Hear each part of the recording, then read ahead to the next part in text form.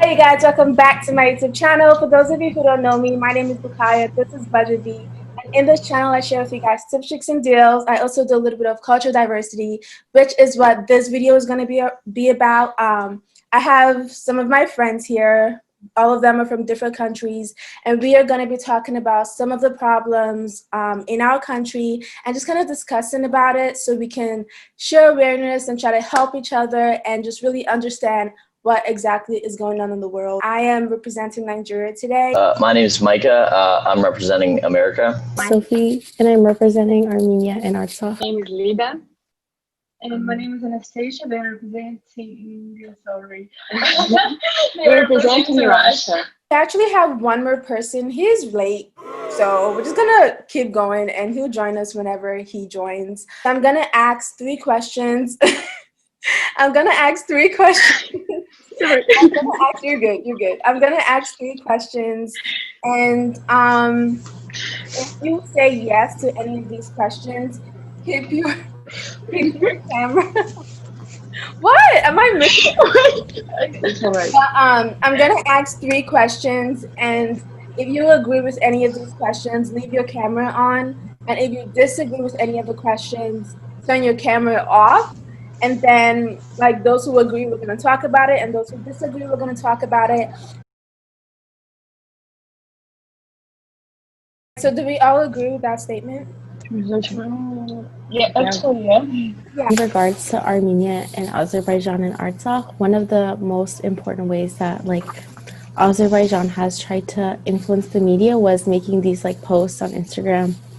Like, and they were very deceiving. They would, like, Photoshop. There's like one, it's like an infamous picture of there's like a missile in a table, and like they said that it was like us, but like physics would never like allow that to happen. Like it completely disobeyed all the laws of physics. Companies such as the New York Times have also written very deceiving articles condemning Armenia for a war that was started by Azerbaijan. Social media, it can be used for good a lot of the time, but if it's used by the wrong people, it can very easily manipulate a lot of people into believing complete lies. You see, there's this picture, it was like an artistic drawing of someone who was running away from someone who had a knife and stabbed him, and the foot from the other person was up here, and it looked like they were stabbing the other person. And that was just kind of like a good illustration of what social media can do.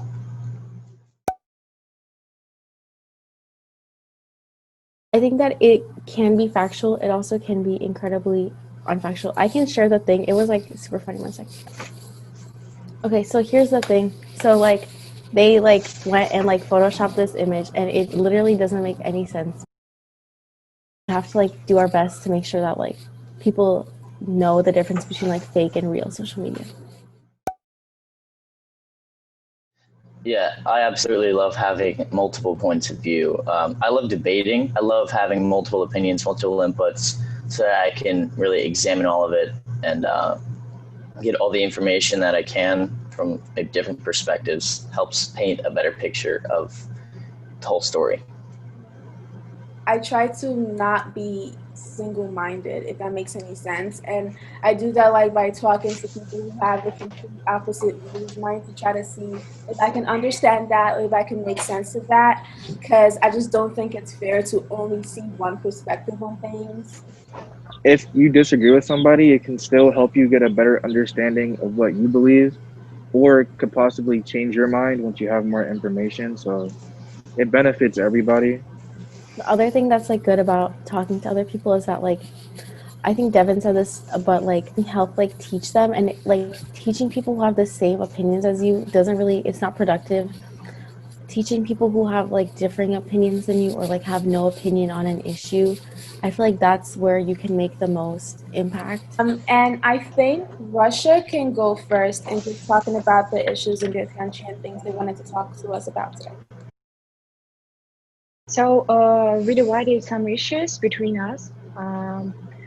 Of course, it's much more than just three problems, but it will be something I find the more relevant now. Sure. So, first of all, we're really happy to represent our country and our position here. So, we want to discuss with you some environmental problems. Is the situation that you probably know because we had a really huge conversation about it on Instagram of environmental disaster, which has really epic proportions because it's kind of difficult. On the east of Russia, and pretty rich territory. There are a lot of different kinds of animals, of fish, etc., etc., that are really rare, and many of them are endemics. So they just live only there. So it's really important to save them.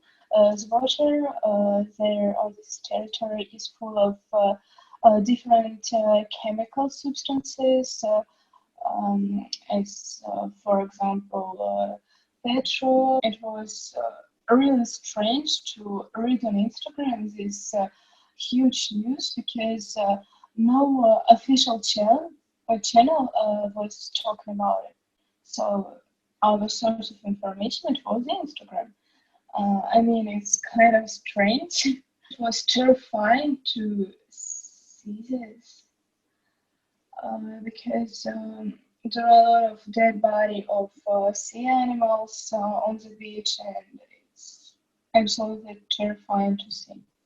And I find that it's important because she said it, and I read no one governmental channel don't speak about it about this problem, and they say that happening nothing. They doing no analysis of the water. They saying that everything is good. Do you think like that's because of like money? Yeah, of course, because this disaster happened because kind of theory, because nobody can prove this. The catastrophe here on the how to say промышленный завод. Ну, типа. По-русски я могу like вас помогать. Yeah, so that's Прекрасно. awesome. She's Ну, типа, мы забыли слово завод. да, ну, типа авария на станции. Oh, like an accident in like a station.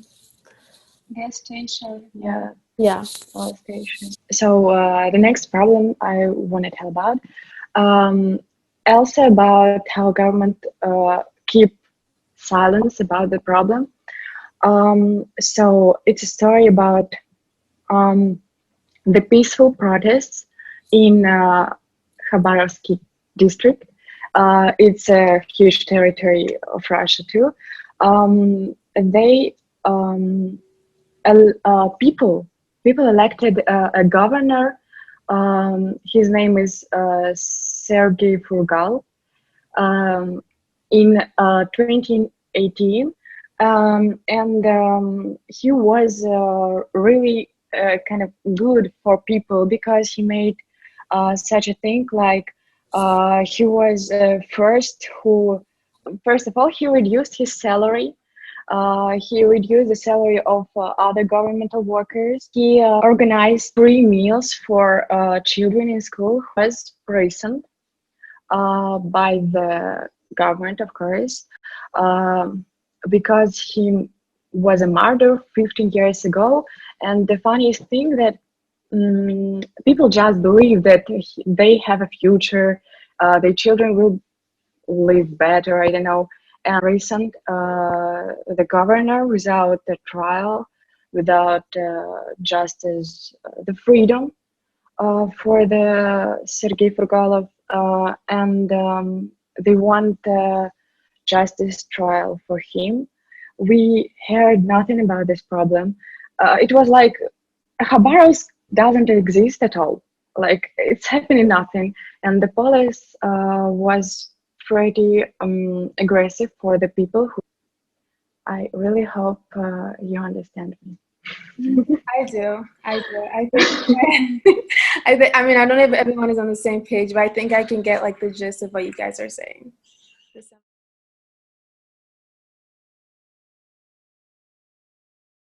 Just open up. People need to allow to have their businesses back because that's like their main, their only way they get money, their income, and they can't support their families or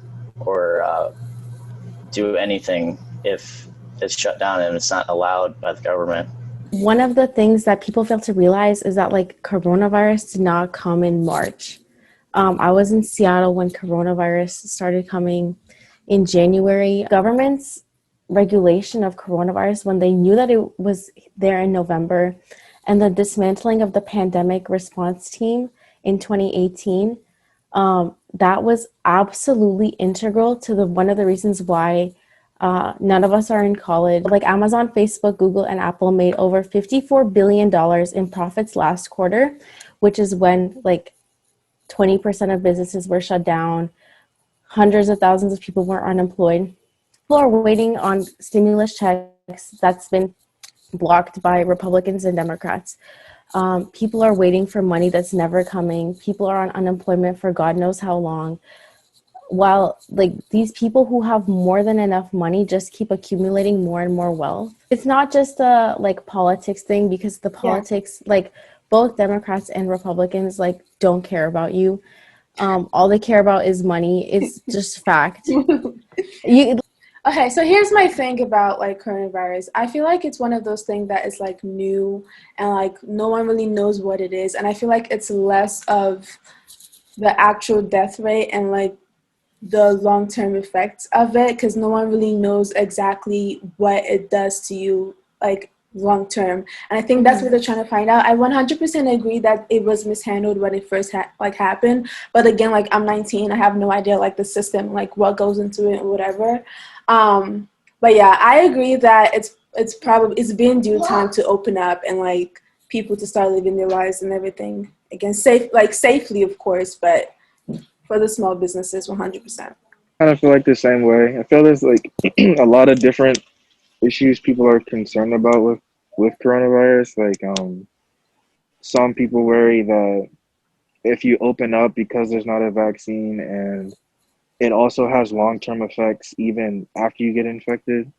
Like for example, there's some research done not too long ago saying that your brain could age like 10 years based on what it does to your body, and also people's lungs shrink and it can take years for their lungs to recover. Sophie. So Sophie, kind of like what Sophie was saying, the two political parties can't agree with the stimulus, so everybody's kind of just waiting, and there's no real solution right now that satisfies everybody's needs besides just waiting it out, which doesn't really sound like a good idea, especially. What were you saying? That's gonna take forever.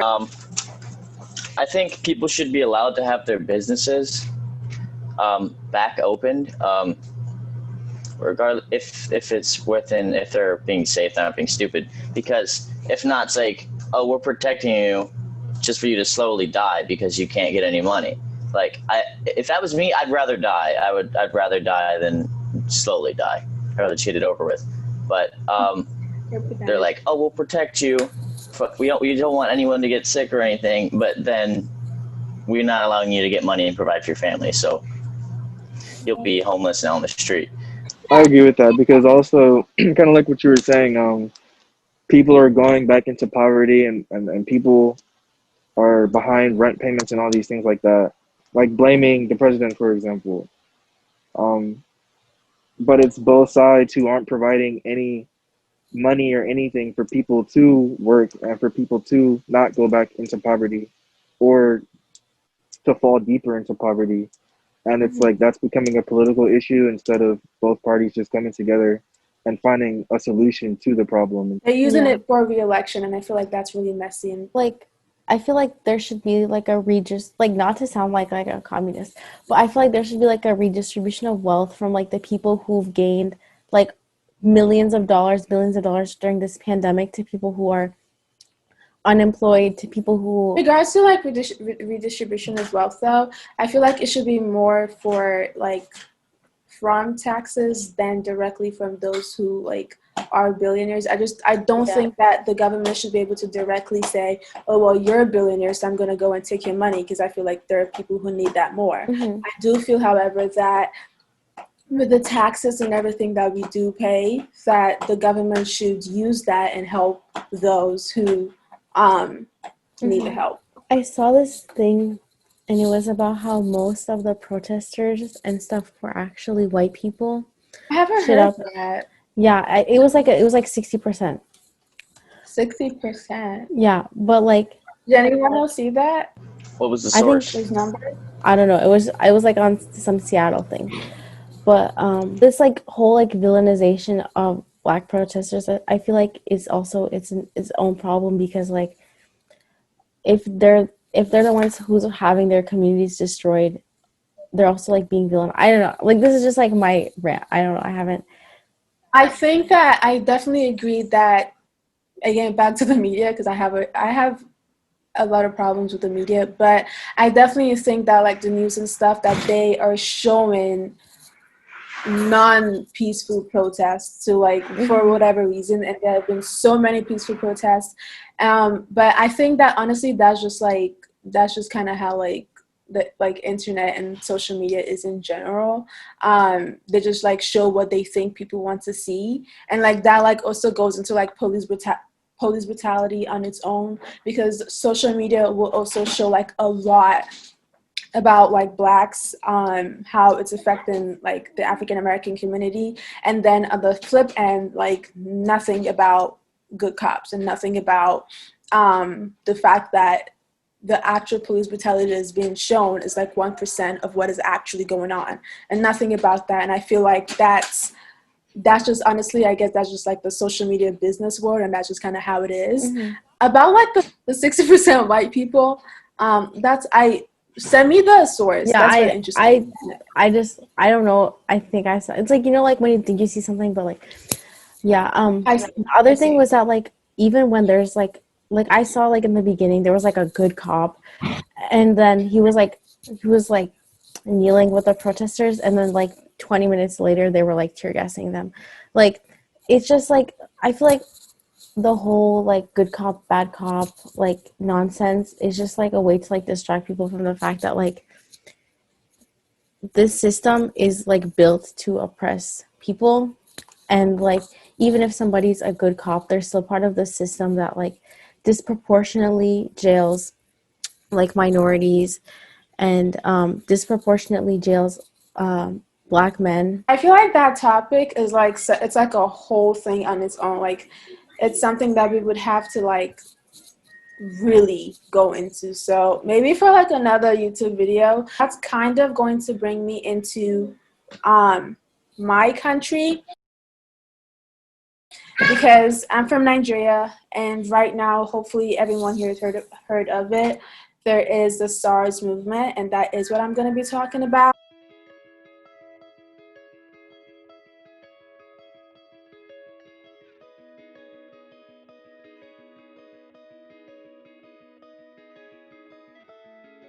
In 2016, there was a protest about the SARS, and the government in many different ways has said that they've disbanded it and they're going to disband it, but it's been coming back. And pretty much SARS is like some special force police department that's supposed to fight crime, but has been doing the complete opposite of that and actually oppressing people. And I think when I think about the police system here in America and I compare it to to Nigeria, it gives me like a complete different perspective of police brutality, because in Nigeria they actually don't give a shit. Like they will actually kill you in front of everybody, and we have seen this many times. Like, there was a protest and the police literally started to fire on peaceful protesters who were on live, literally sitting down, raising their flags, singing the national anthem, and then next thing we know, like, the cops and everyone, they're firing at them.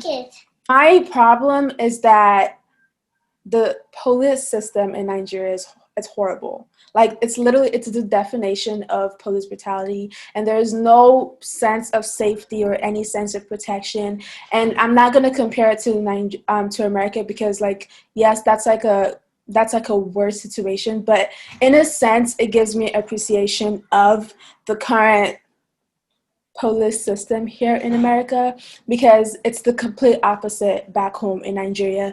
And the one way that I can think about solving that problem, honestly, is by having genuine communication with the government. I feel like they're too busy trying to hide so much from us and not telling us exactly what's going on. And we're not understanding. All we're seeing is them killing and hurting and harming us. And we're like asking why can you like help and like actually listen to the things that we're saying is causing problems.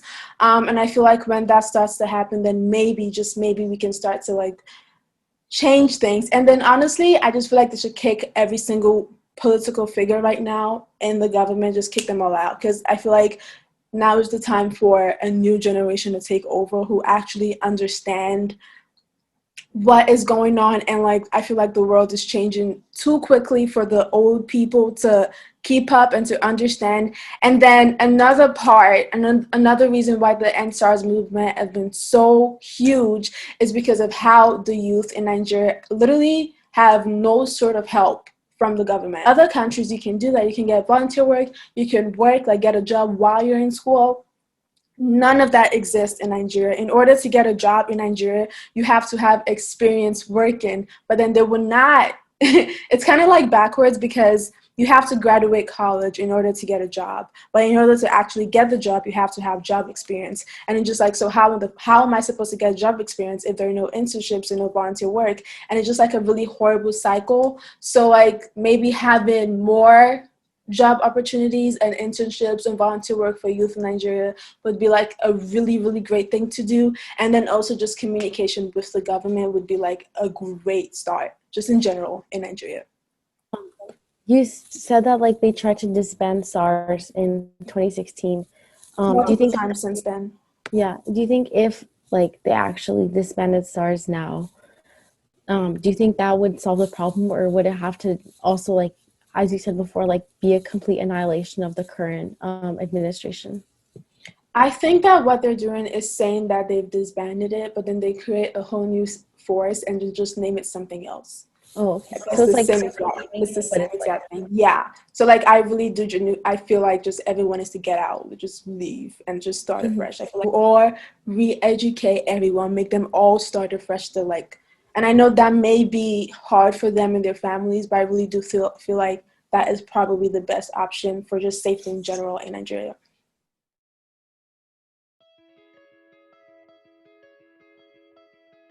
So my issue is about, this also kind of relates to corrupt government, but my issue is about the problems going on in Armenia and Artsakh. So in 1923, Stalin gave this part of, history. In the USSR, there was basically like open borders, like it was very open and free. Like you could just go anywhere you wanted and it was like completely fine. But he gave this piece of Armenia. It was like Armenian land. Like 95% of the people living there were Armenian, and he gave it to Azerbaijan. And then nobody really wanted, like none of the Armenians really wanted to live there because like they were just living on their land.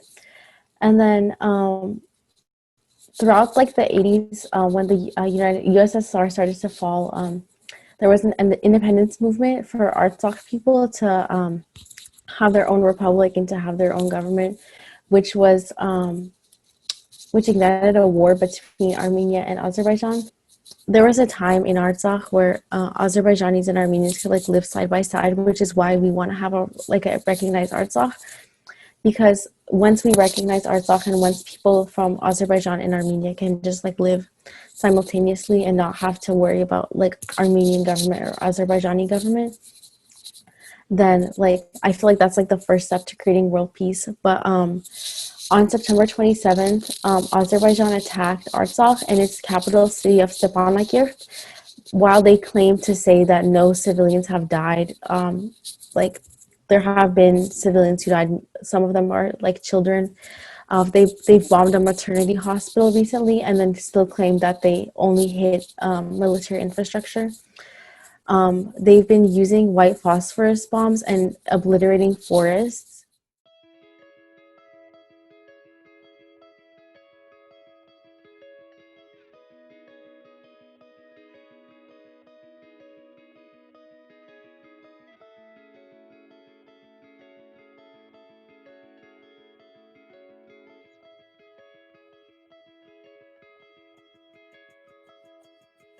But Armenians have been living in Artsakh for like thousands of years. There's like DNA evidence that we've been there for 7,000 years, and just because Stalin like gave it to them, now they've decided to go and basically commit a genocide. So 75,000 people living there, so half of the population had to flee.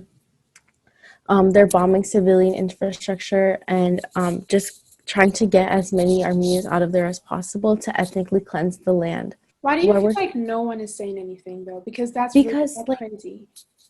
You know how in the Middle East, like something happens, we're like, oh, it's the Middle East. One of the things that you can do spread information from Armenians be to donate. So there's a lot of good organizations. One of them is Kurigs. Kurigs gives money to people living in Artsakh.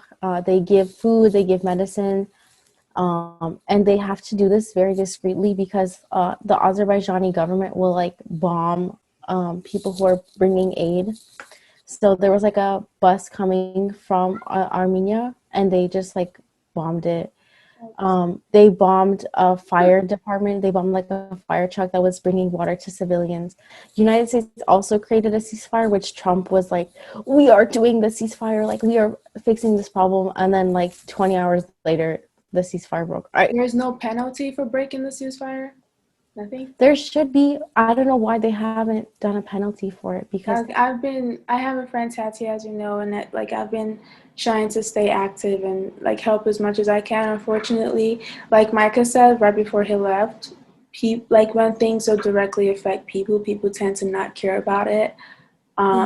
Unfortunately, and I just feel like I probably have posted like a million things about it, and I don't know a single person except for Armenians who have been willing to like share how you can donate and share history. And hopefully with this video more people know that you don't have to be like Russian, Nigerian, American, Armenian in order to like help other countries. Like you can help and just understand other people's pain and stuff in general. But yeah, I'm so sorry that you guys are going through that though. I hope everything works out. I hope too. I just like we don't have the money to continue fighting this war. We don't have any resources. So what happens ending it? What happens if you guys just like what's the word? Like just stop fighting? If we lose, there will be a genocide. Like that's what people understand. People are like, in Artsakh, definitely. Turkey has also started to. There was like the United States released like a thing telling people not to go to these regions of Armenia because of possible bombing, and they said the same thing when Artsakh was gonna get bombed. So there could be attack on Armenia proper done by Turkey if this war doesn't end. Are they I thought they were trying to just take over the territory. No, so there's like a goal. There's a goal to like make dissolve Armenia and basically make it part of Turkey or Azerbaijan. So yeah, it's just a very like, that's why it's such an issue that people should talk more about, because we could literally have our whole country erased. That's crazy. And so Russia, France, and the United States are part of the OSCE Minsk group, which was created to like prevent stuff like this from happening. And that's why Russia, US, and France all said, okay, ceasefire, which none of them ended up working. That's not working. But thank you guys so much for sticking through and just talking and sharing your opinions. I really appreciate it. It's like everyone watching this video right now, please donate. There will be multiple links to help every single country who spoke out today. Please educate yourself. Please get involved in issues that are affecting the world.